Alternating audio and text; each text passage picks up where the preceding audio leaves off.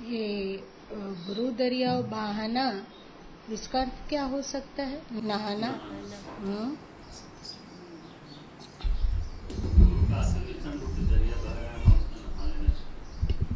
गुरु का सत्संग, गुरु का उपदेश जो मिलता है, दरिया भक्ति का दरिया, ज्ञान का दरिया लगता है। और आगे, जैसे उपजत ज्ञाना, गुरु दरिया सदा जल निर्मल, बैठत उपजत ज्ञान।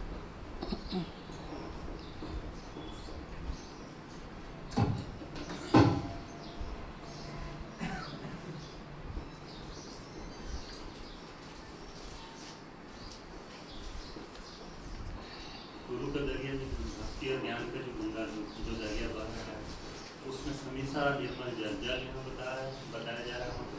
ऐसा लग रहा है जैसे कि शुद्धता का प्रतीक, उपदेश का प्रतीक। निर्मल मतलब होता है जिसमें तनिक भी मल नहीं है। यहाँ मल क्या है?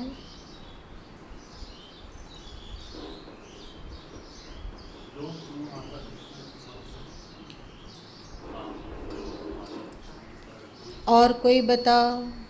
हाँ,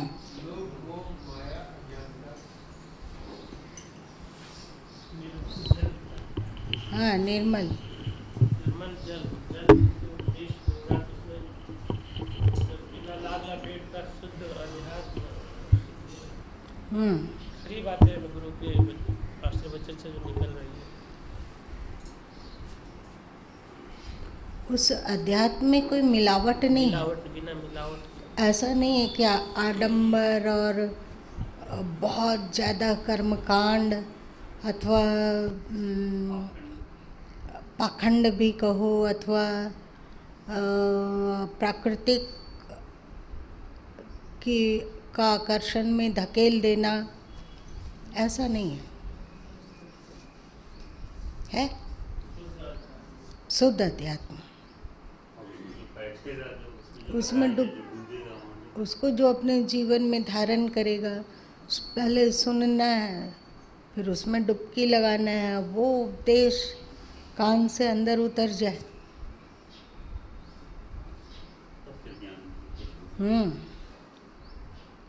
निर्मल उपदेश।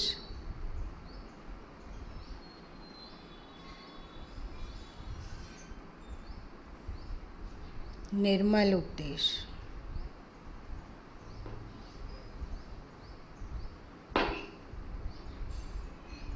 कोई इसकी व्याख्या करो।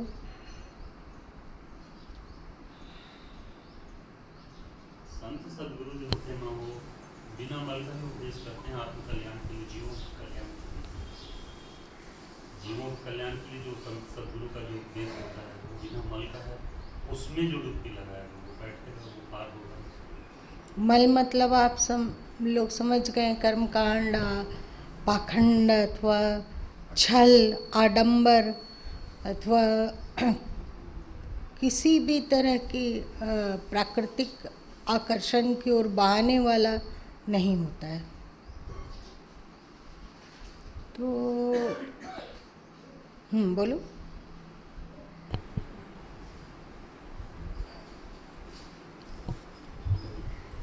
कोई बताओ।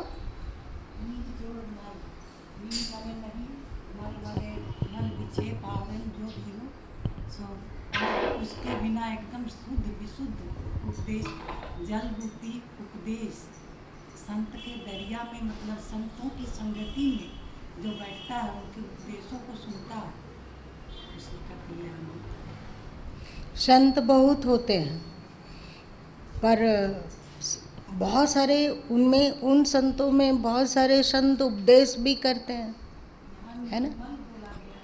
और उन उपदेश करने वालों में बहुत फिर थोड़े से हो जाएंगे। संत बहुत हैं। उन संतों की भीड़ में एक छोटा सा समूह है जो कि उपदेश करते हैं, हाँ। और फिर उस उपदेश करने वाले में भी बहुत थोड़े से लोग हैं जो निर्मल उपदेश करते हैं।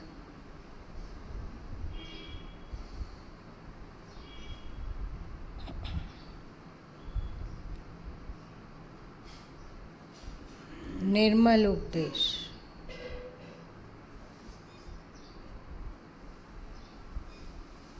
वे आपको दूध में पड़ी हुई मक्खी को निगलने से रोकते हैं। मतलब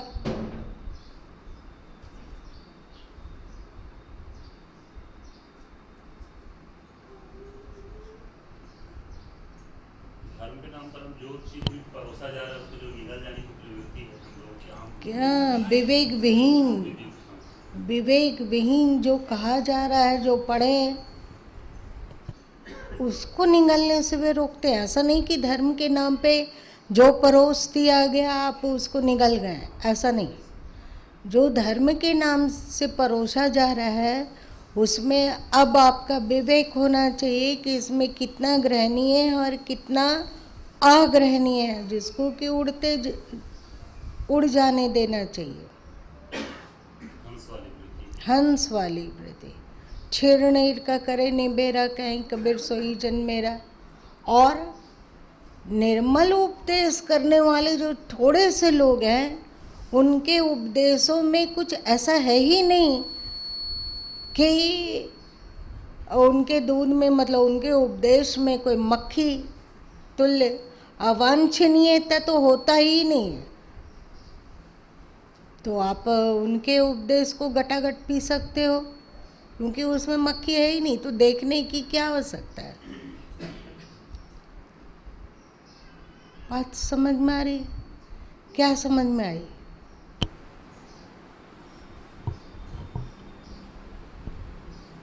क्या समझ में आई?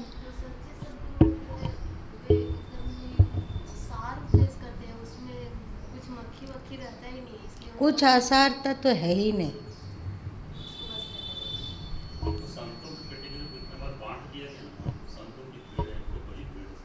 बहुत भीड़ है। कहलाने वाले संत बहुत सारे, उसमें से बोलने कि एक छोटा सा समूह उसमें जो उपदेशक है, जो उपदेश कर रहे हैं, फिर उसमें एक छोटा सा समूह है जो निर्मल उपदेश कर रहे हैं। और निर्मल उपदेश जो करने वाले हैं उसमें कोई इस तरह का मुखी वाले जो आवरण विक्षेप है वो उसमें चाहे कोई भी ऐसा अवांछनीय तत्व नहीं है, आसार कुछ भी नहीं। इसलिए जो जिज्ञासु जो पिपासु हैं आत्मकल्याण के लिए या ज्ञान के पिपासु, वो आराम से वैसे संत का उपदेश को ग्रहण कर सकते हैं बिना जांच पड़ताल किए हुए। लेकिन यहाँ अंधभक्ति हो जाएगी तो दिक्कत है। तो पहले लेकिन गुरु के प्रति भक्ति होना भी आवश्यक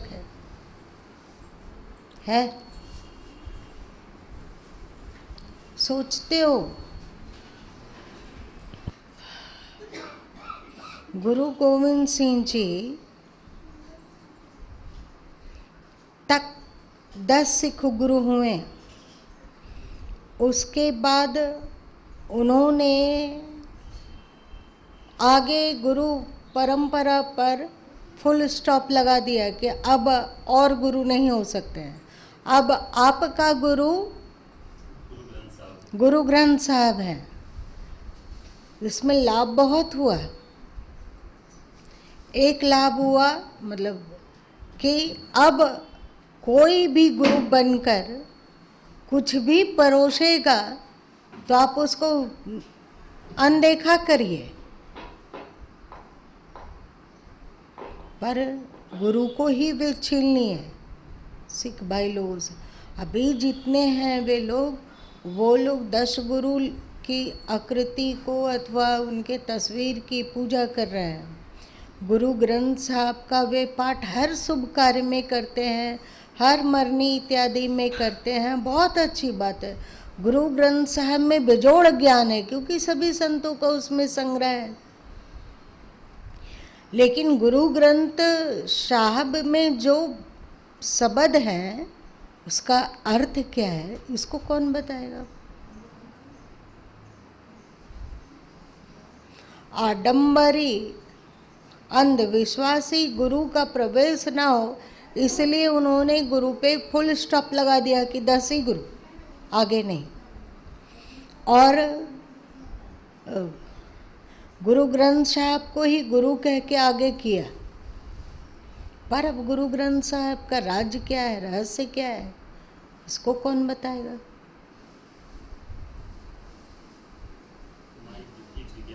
हाँ बताइए। गुरु माँ के साथ एक बार ऋषिकेश जाया गया था, उस वक्त में हम लोग निर्मल आश्रम में, वहाँ हम लोग का डेरा था मरे। हाँ ठीक है, ठीक। तो वहाँ के जो गुरु जी थे, फिर उनसे फिर मुलाकात, दर्शन हुआ था वहाँ पे। तो ये क्या गुरु ग्रंथ साहब की जो बात आती है, यहाँ पर स्टॉप हो गया गुरु प्रथा, गुरु की परंपरा को 10वें गुरु तक अंतिम।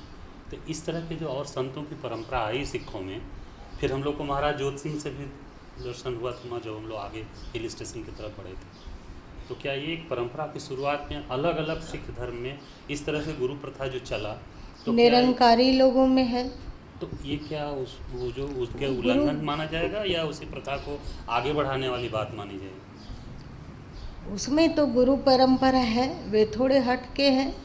गुरु गोविंद सिंह जी की कही हुई बात, वे कड़ा सिख और ये केस और कच्छित कृपान इत्यादि को तो धारण कर रहे हैं, पर उनके इस बात का कि आगे गुरु नहीं हो सकता है, इसको उन्होंने अनदेखा किया। क्योंकि गुरु यदि कोई नहीं है तो अध्यात्म के रहस्य को आदमी जान ही नहीं सकता। वो केवल पाठ करेगा, उसको पढ़ रहा केवल अध्यात्म मतलब हो जाएगा कि पाठ करना गुरु ग्रंथ साहब का, यही भक्ति है।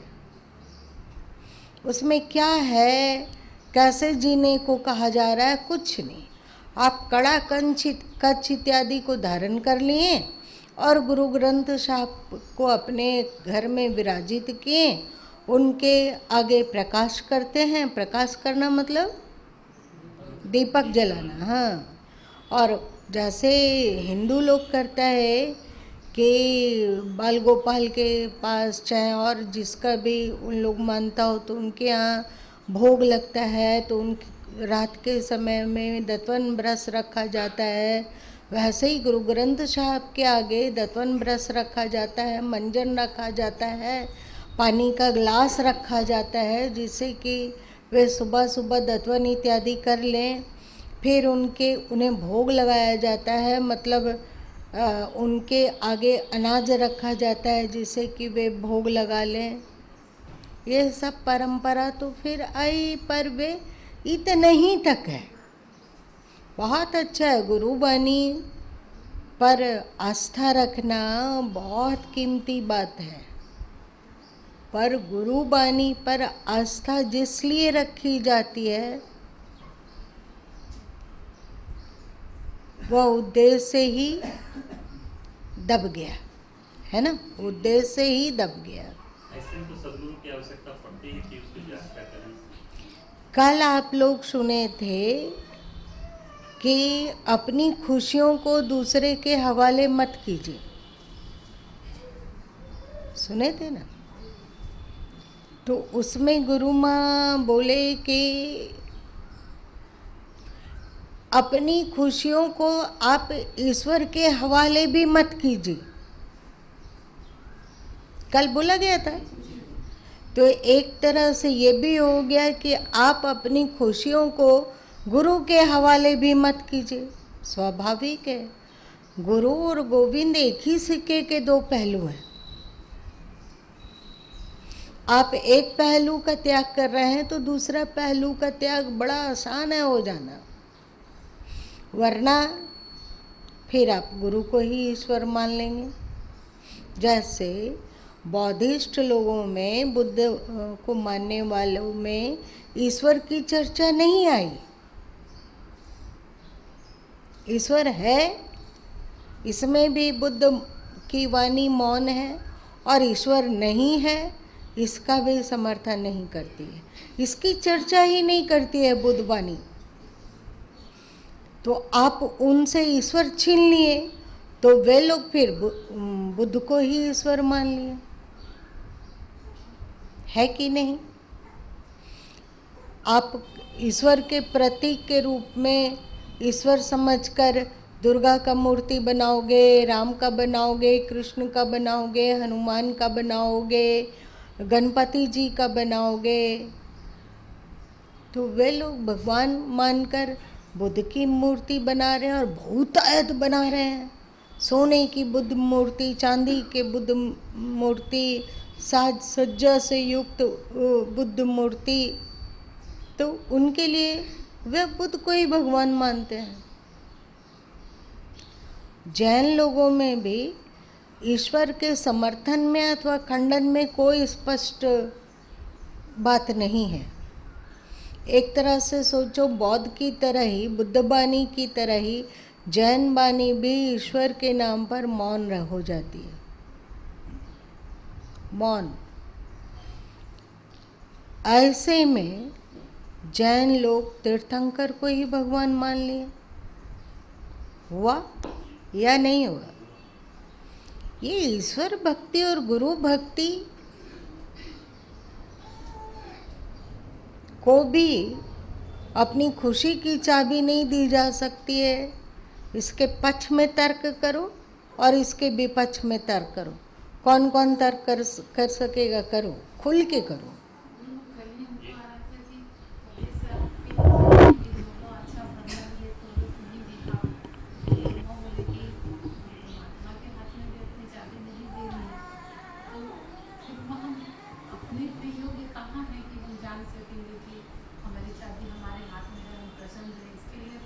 तो अभी तो बोल रहे ना कि इसके पक्ष में बोलो और विपक्ष में भी बोलो।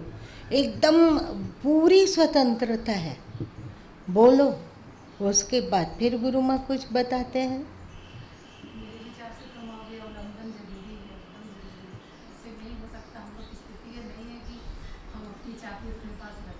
चलो आप इसके विपक्ष में बोले। और लोग? पहले मैं एक और प्रश्न आ रहा था जो थोड़ा सा नहीं उसका हम स्पष्ट समझ पाए। गुरु ग्रंथ साहब से और महावीर स्वामी और बौद्ध जी के 300 वर्ष का लगभग हुआ है गुरु ग्रंथ साहब की स्थापना किए हुए। 10वें गुरु लगभग वहाँ मान लिया गया। उसके बाद गुरु ग्रंथ साहब आए। इन 300 वर्षों में यदि गुरु परंपरा रही होती तो लगभग 10 गुरु और बन चुके होते अभी तक। लगभग 100 साल में अगर 3-4 गुरु होते 10 नहीं 15-20 गुरु और बन जाते, और हो गए रहते। तो एक परंपरा चली होती तो फिर उसके शिष्य के अनुयायियों की संख्या हुई होती।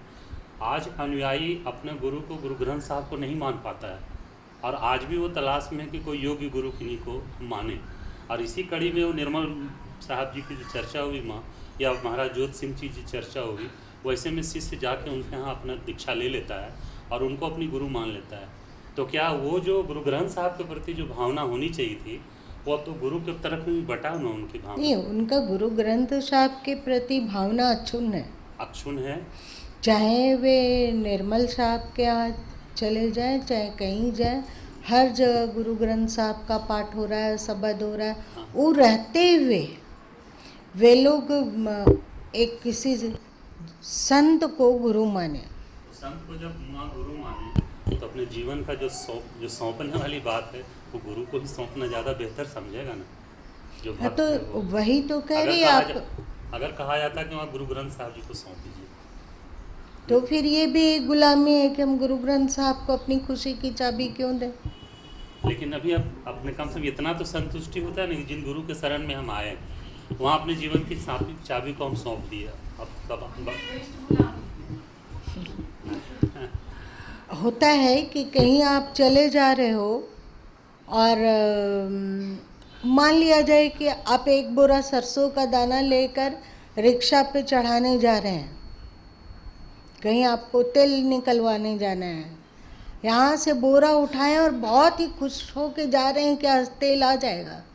अब क्या हुआ कि यहीं गुरु गोविंद धाम के आंगन में ही बोरा फट गया, सरसों बिखर गया। अब उसको रिक्शा में कैसे ले जाइएगा? किसको? बोरा को? तो उसमें बोरा का तो सरसों बिखर चुका है। बोरा को कोल्हू में पेरने से तेल निकलेगा? क्या कीजिएगा? हाँ, सरसों बिखर गया तो फिर क्या करेंगे?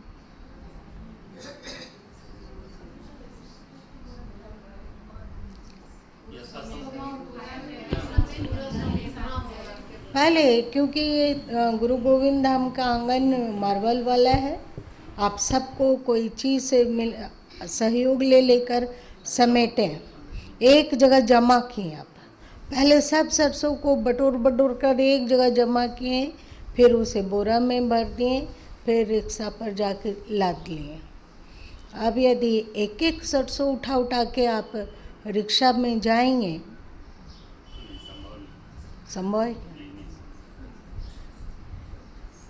वैसे अभी हम लोग अपनी खुशी की चाबी संसारियों को सौंप के रखे हैं, अथवा अपने मन को सौंप के रखे हैं, है ना? मन के हाथों अपनी खुशी की चाबी दिए हुए हैं, अथवा संसारी लोगों के हाथों में अपनी खुशी की चाबी दिए हुए हैं। आपकी खुशी की चाबी बिखरी हुई है, बहुत बहुत बहुत बहुत गढ़ और अनगढ़ दोनों हाथों में आपकी खुशी की चाबी आप ही ने बांटी है? अब यदि आप अपनी खुशी की चाबी ईश्वर के हवाले अथवा गुरु के हवाले करते हैं, तो ये संसारी लोग और हमारा खुद का मन और हमारा विचार को चाबी सौंपने की तुलना में अनंत गुना श्रेष्ठ है या नहीं है?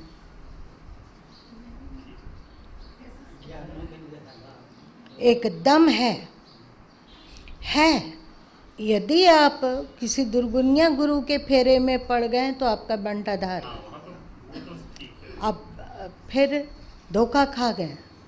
आप ऐसे ही समझो कि शेर के आवरण को ओढ़े किसी गधे को अपने शेर समझकर पूज लिया। क्या समझे? ऐसा है ना, धोखा है। और यदि ऐसे गुरु की शरण में आप चले गए जो आपको वो मार्गदर्शन देते हैं जिसके द्वारा आपका हित हो,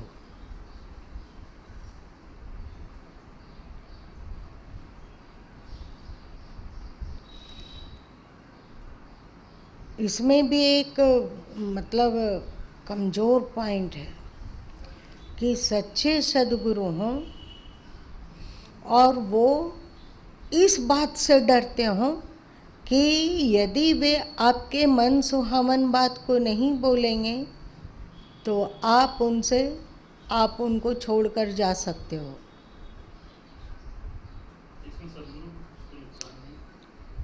कितने प्रतिशत गुरु होंगे जो वे सही ही बोलेंगे? इसलिए सही बोल रहे हैं क्योंकि वो आप सबों से व्यापक प्रेम करते हैं, है ना? व्यापक प्रेम करते हैं, इसलिए वे आपकी हित की ही बात बोलेंगे।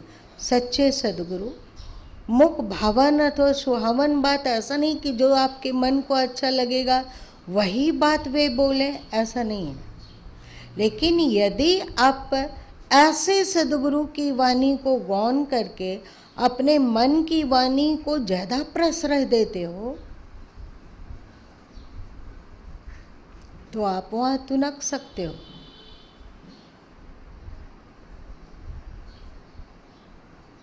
या नहीं? और मन के बहकावे में यदि आ गए तो सोच लो कि क्या हालत होने वाला है। आपका मन कहा कि शराब पीते के साथ ही गम गलत हो जाता है, मतलब आदमी भूल जाता है दुख को। इसमें बुराई ही क्या है? ज़्यादा नहीं लेना है, थोड़ा बहुत, इसमें क्या बुराई है? सद्गुरु बोलेंगे कि आप उस मार्ग में नहीं जा सकते। तो यदि आपका उस छोटे से पैक पर ज़्यादा आसक्ति होगी तो आप गुरु से दूर चले जाओगे।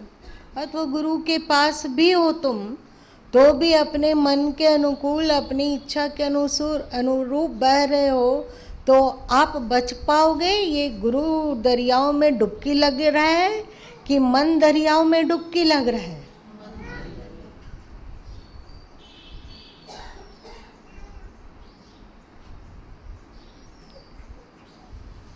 आप यदि गुरु अथवा ईश्वर की खुशी, ईश्वर को अपनी खुशी की चाबी सौंपते हैं, तो बनिस्पत संसारी लोगों को सौंपने के ये अनंत गुना श्रेष्ठ है।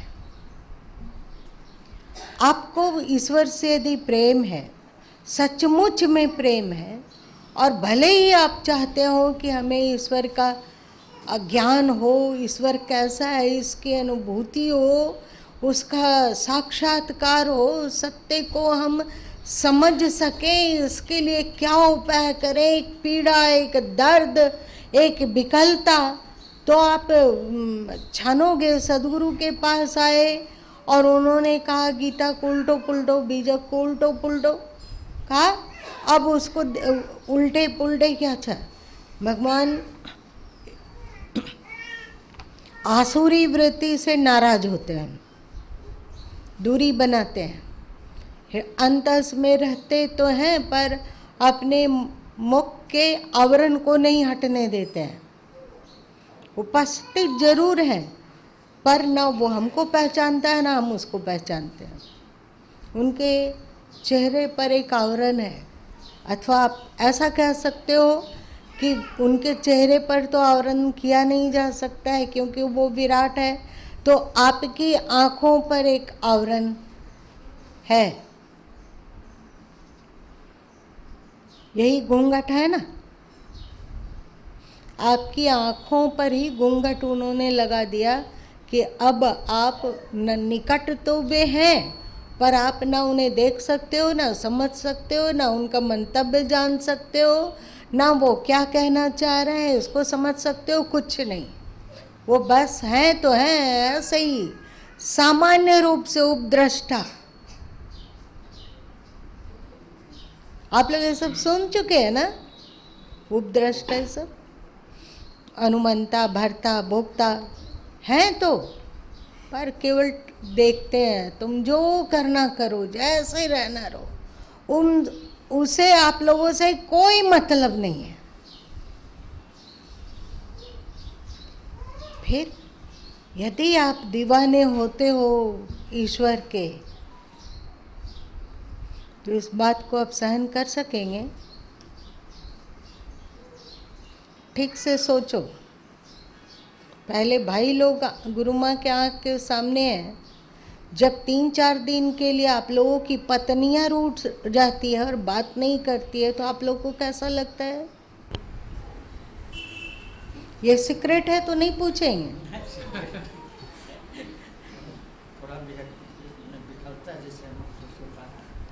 थोड़ा सा कि ज़्यादा?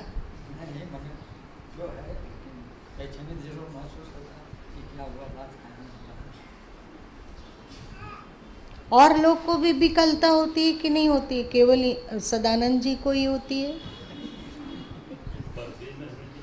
पर्दे में रहना। अच्छा बहन लोग बताए, यदि पति लोग ऐसा करते हों तो आप लोगों को कैसा लगेगा? आप लोग कभी पर्दे में रहने दें?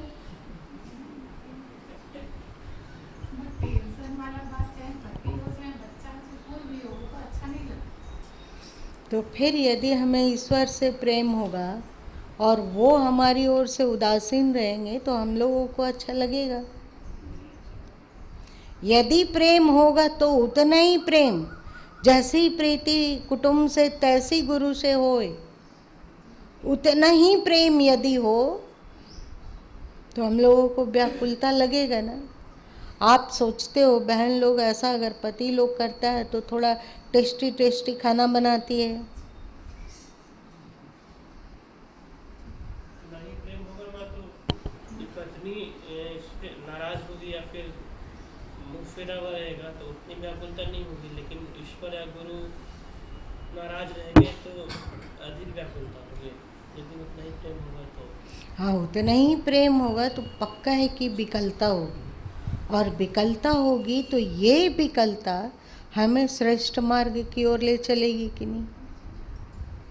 यदि गुरु सद्गुरु हैं और निर्मल दरियाव है उनका उपदेश अथवा उनका विचार, उनका सोच, वो जो कुछ उनका सोच और विचार है वो उनकी वाणी में झलकता है कि नहीं।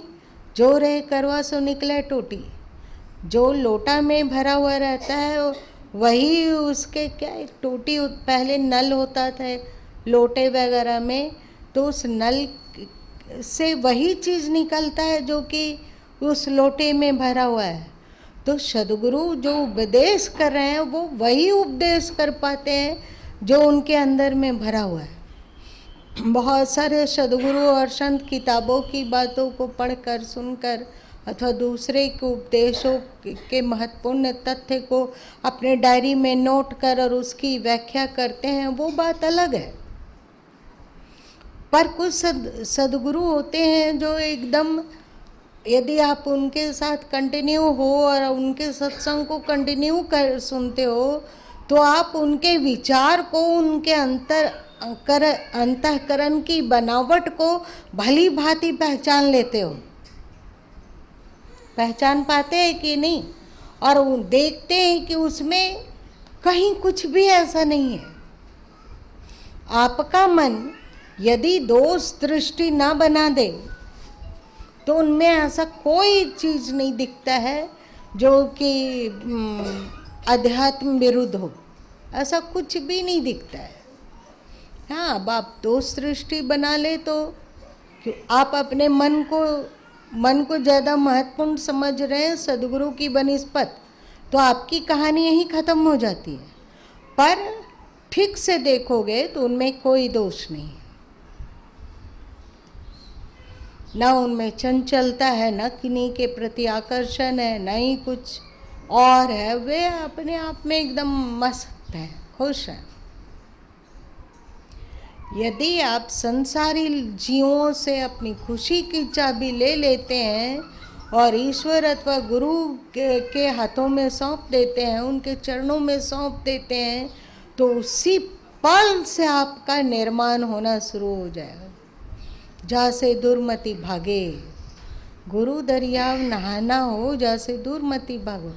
देखो सदगुरु कबीर साहब कैसे आप लोगों को प्रेरणा दिए इसी भजन को गाने का।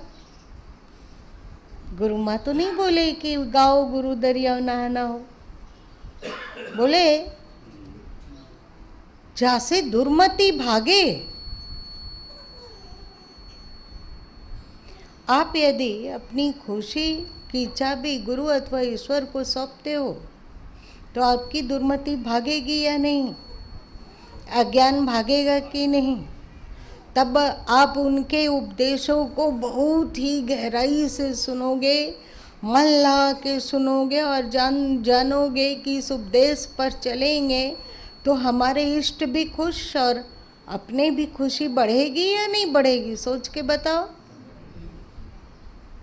फिर हम हर स्थिति में प्रसन्न रहना जान लेंगे।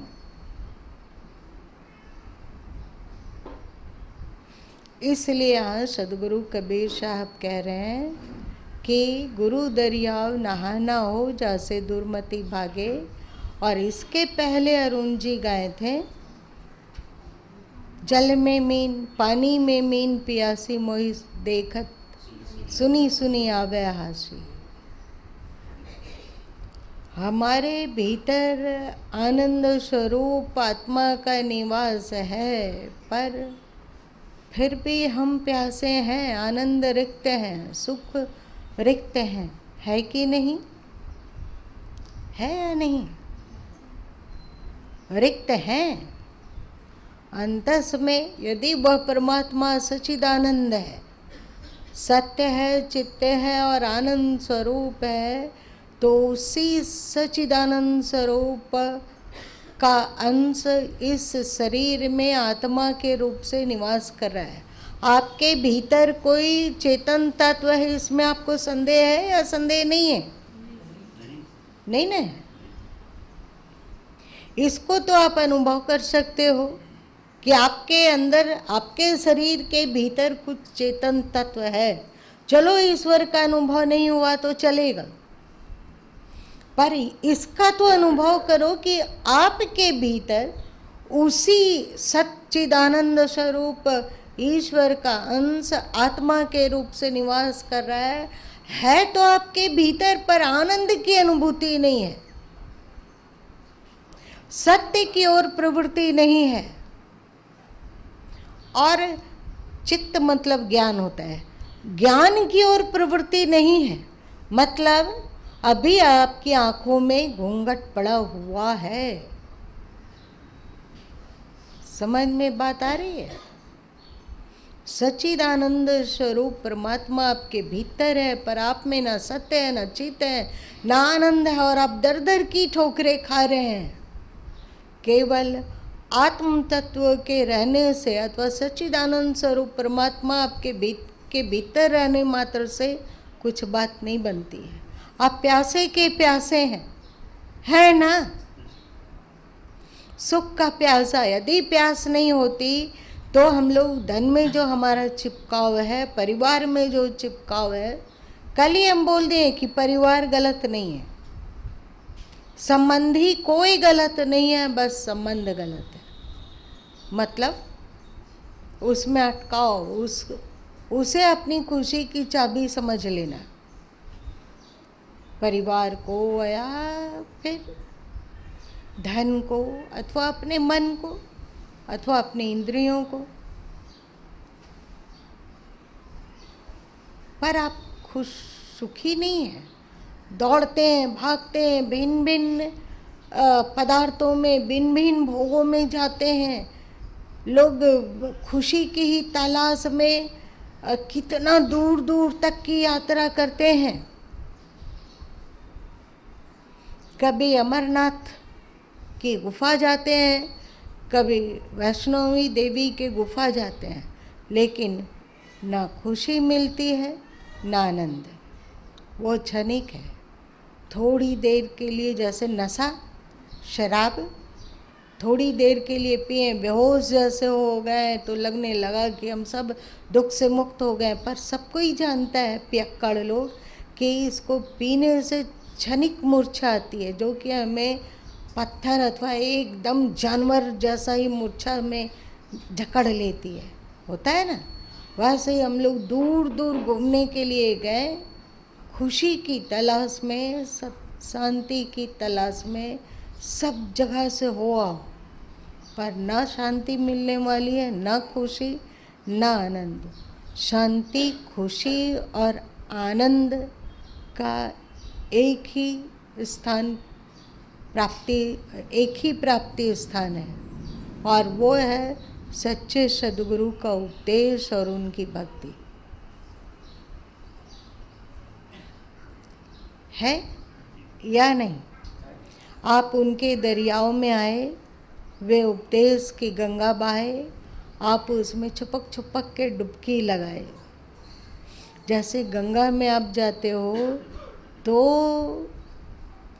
आप डुबकी लगाते हो और साथ साथ में उस जल को पीते भी हो, ये सोचकर कि शायद आपके भीतर का ज्ञान और कालिक और परेशानी और दुख अथवा इंद्रिय गुलामी अथवा संसार की गुलामी दूर हो जाए, पर होता नहीं है। शरीर का मल तो दूर हो सकता है गंगा में डुबकी लगाने पर अज्ञान का मल गंगा में डुबकी लगाने पर संभव नहीं है। जहाँ पे एक घूंट गंगा जल पी लो, चाहे मरने के समय में लोग गंगा जल डालते हैं मुंह में, सोचते हैं उनके भीतर का ज्ञान इस गंगा जल से मिट धुल जाएगा, पर क्या धुलता है? ये क्योंकि अब धीरे धीरे परंपरा है, संस्कृति का हिस्सा है, तो कोई भी मरने लग जाता है तो खोजा जाता है कि कहाँ है गंगा जल, जल्दी ले आओ, दौड़ो, कहीं गंगा जल कहाँ रखा हुआ है पता नहीं, खोज खाज के उस गंगा जल को लाएं और मरने हुए व्यक्ति के मुंह में डाल दिए, उससे कुछ नहीं हुआ। समझ रहे हैं? पर यदि आप गुरु दरियाओं में डुबकी लगाते हो तो ये अज्ञान का कालिक मिटेगा, कमजोर पड़ेगा या नहीं पड़ेगा? हो सकता है कि आज आपका भीतर चमाचम ना हो, लेकिन इसी तरह आप यदि गुरु दरियाओं में डुबकी लगाते रहें तो एक दिन ना एक दिन ये अवश्य होगा कि आपके भीतर की कालिक धुल जाएगी, अज्ञान की कालिक। हाँ पूछिए। गुरु दरिया में स्नान करने के बाद अजर अमर पद पाने की बात सदगुरु साहब कह रहे हैं, तो वो अजर अमर पद क्या है? अजर अमर निशानी, अजर अमर घर जाना। ठीक है। कहीं कबीर सुनो भाई साधो, अजर अमर घर जाना हो। स्पष्ट है। जब आपका ज्ञान का कालिक धुल जाएगा, आपकी प्राकृतिक आसक्ति मिट जाएगी, तो आप कहाँ जाएंगे? आप प्रकृति के काम लायक अब नहीं रहे, तो वो क्यों आपके शरीर का निर्माण करेगी? याद है ना एक दिन इसको उपदेश किए थे, हाँ? उसको क्या पड़ा हुआ, उसका कौन सा स्वार्थ सिद्ध होगा कि अपना पंचभूत का अंश देकर आपके शरीर का निर्माण कर दे? क्यों? आप ईश्वर ईश्वर जपते हैं, सदगुरु सदगुरु जपते हैं और उनका ज्ञान ज्ञान जपते हैं, तो अब आप प्रकृति के काम के नहीं हैं, तो प्रकृति से पार क्या है? अजर अमर परमात्मा। तो गुरु दरिया नहाना हो जासे दुर्मति भागे, कहते कबीर सुनो भाई साधो, अजर अभय पद जाना हो। चलेंगे जीवन काल में ही जैसे जैसे उनके गुरु के उपदेश के इशारों में जो गंगा प्रवाहित हो रही है उसमें आप डुबकी लगाते हैं और धीरे धीरे सनह सनह करके प्रकृति के बीच रहो। ये गड़बड़ मत करना तुम लोग। ऐसा नहीं कह रहे हैं गुरु माँ कि अपने जो जहाँ तुम लोग हो वहाँ सब छोड़कर अथवा समेट कर मेरे पास आके बस जाओ, ऐसा नहीं कह रहे हैं। जहाँ हो वहीं पर असंगत्व को प्राप्त करो। आपका व्यवहार ऐसा हो जैसे आप अपने परिवार में कितना अधिक मोहंद है, पर आपके भीतर मोह की कोई कालिक ना हो। रहते हुए भी जल में कमलवत रहे। सदगुरु संत भी तो दुनिया में ही रहते हैं ना, तो उनका रहने का अपना एक स्टाइल है। बस थे खुश है। सदगुरु आप लोगों से प्रेम करते हैं कि नहीं? आपके दुख में वे परेशान होते हैं कि नहीं? आपके सुख से वे सुखी होते हैं कि नहीं? खुश होते हैं कि नहीं? आप ही करो ऐसे ही। आपका तो इतना छोटा परिवार है। सदगुरु संत बोलो मत।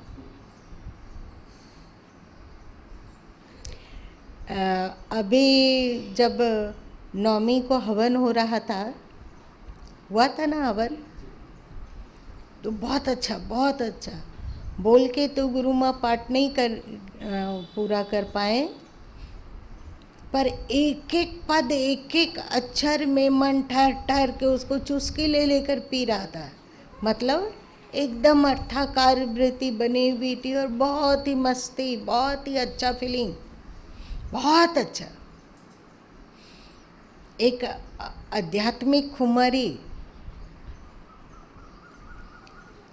फिर इधर आया गया और थोड़ा बहुत कुछ पाके कुछ लोग दीक्षा के लिए इंतज़ार कर रहे थे, तो वे लोग दीक्षा के लिए बैठे। गुरु माँ ने दीक्षा दिया। आह्लाद में जो उस दिन अध्यात्म की कमाई हुई थी लुटा दिया उन लोगों पे जो सामने आए थे और खुश।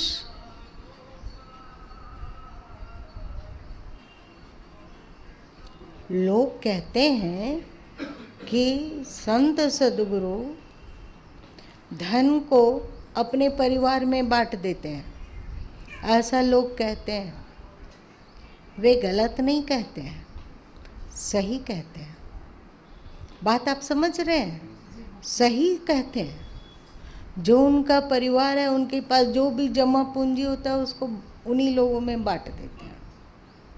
सबसे ज़्यादा टिकाऊ और सुखप्रद और आनंदप्रद जो उनकी कमाई है, जो उनका धन है, वो है अध्यात्म।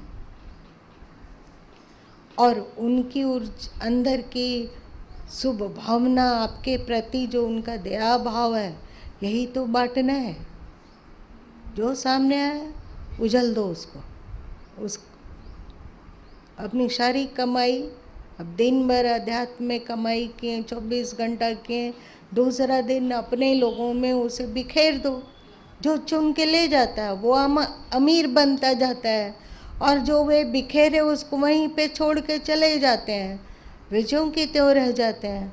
पर सद्गुरु एकदम खुले दिल से, बिना भेदभाव के अपनी संपदा को लुटाते रहते हैं। लुटाते हैं कि नहीं?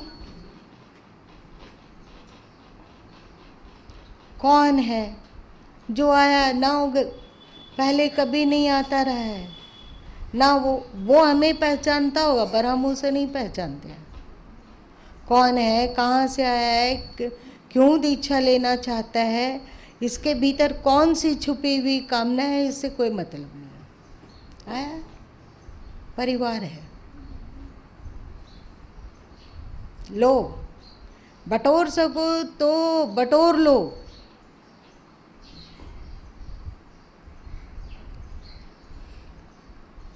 अब वो शिष्य बटोर पाता है कि नहीं, कुछ बटोर लेते हैं, कुछ नहीं बटोरते हैं, ये शिष्य पर निर्भर है। पर गुरु तो बिना पक्षपात के अपने खजाने को लुटाते रहते हैं। अभी यहाँ पर कोई है ऐसा जो कहेगा कि नहीं, हमें अलग से कोई गुप्त रूप से उपदेश करते हैं जो सबको नहीं करते हैं?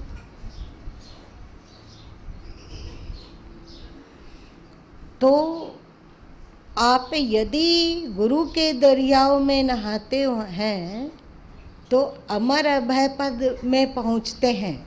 इस जीवन के रहते रहते शरीर की आसक्ति से मुक्त होकर आपके भीतर जो अजर अमर सत्ता है उसमें आपकी पैठ होने लगती है, आप उसमें डुबकी लगाने लगते हैं और वहाँ के आनंद को अनुभव करने लग जाते हैं।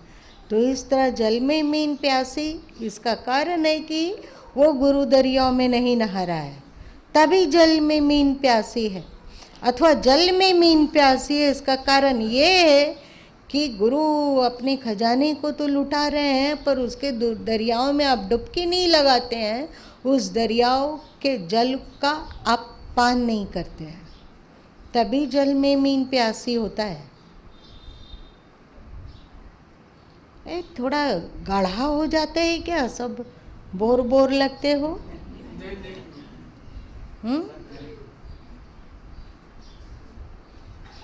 चल, फिर आज ज़्यादा देर हो गई। कल से आप लोग 8:30 बजे एकदम शुरू कर दीजिएगा। आप लोग शुरू कीजिए, गुरु माँ भी एकदम समय पर आने लगेंगे अपने आप। पहले दाता शिष्य भय, तन मन अर्पा शीस, पीछे दाता गुरु भय, नाम दिया बख्शीश।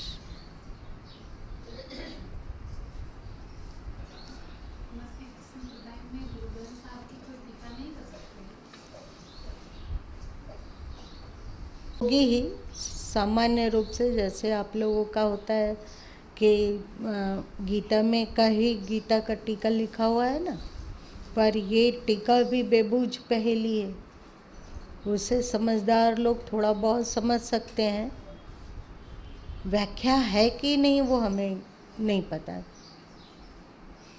व्याख्या होने से भी क्या होगा,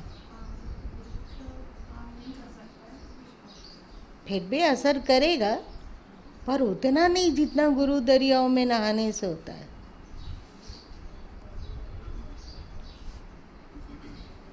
लेकिन मृत गुरु भी काम करते हैं। जैसे एकलव्य के लिए वो मृत मिट्टी की मूर्ति काम कर गई थी कि नहीं? द्रोणाचार्य की मृत मूर्ति काम कर गई थी, तो वैसे ही मृत गुरु भी काम कर सकते हैं, बस श्रद्धा चाहिए।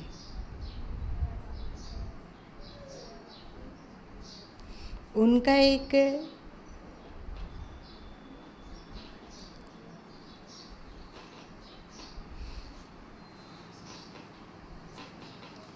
एक तरंग होता है, उनका एक तरंग है जो कि वातावरण में प्रसारित है। यदि आप अपने भीतर श्रद्धा और भक्ति की फ्रीक्वेंसी पैदा कर पाते हैं, बहुत सारे लोग कहते हैं ना कि हम तो अपने गुरुद्वारा कभी कभी जा पाते हैं, हम रहते हैं 7 समंदर पार। सदगुरु कबीर साहब की एक बानी है, गुरु बसे बनारसी से समुंदर तीर, बिसराए बिसरे नहीं जो गुण हो शरीर, है ना। तो वे 7 समंदर के पार हों, परंतु यदि आपके अंतस में भक्ति वाली फ्रीक्वेंसी पैदा हो पाती हो, तो जो वातावरण में उनका उपदेश और उनकी जीवनचर्या अथवा उनका एक पवित्र तरंग कौंधा हुआ है, फैला हुआ है, वो श्रद्धा फ्रीक्वेंसी से पकड़ सकेगी।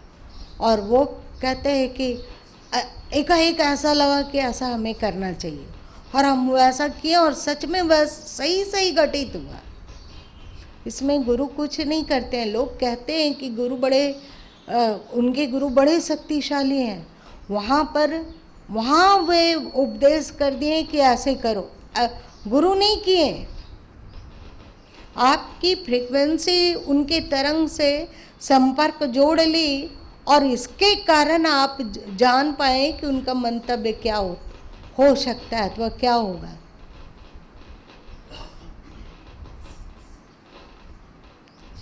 समझ में आ रही है बात?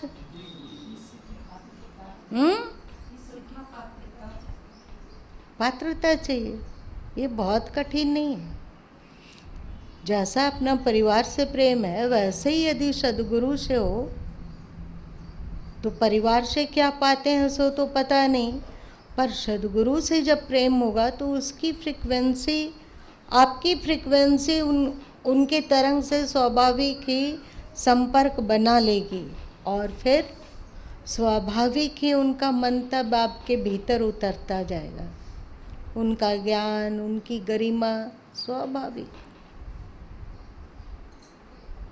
फिर वो अस्तित्व ही आपका गुरु बनकर आपका मार्गदर्शन करने लग जाएगा। बस चाहिए भक्ति और श्रद्धा। इसीलिए गुरु भक्ति का महत्व है, इसीलिए ईश्वर भक्ति का महत्व है। आप वास्तव में ईश्वर हो या ना हो, आपकी भक्ति ईश्वर को पैदा कर सकती है।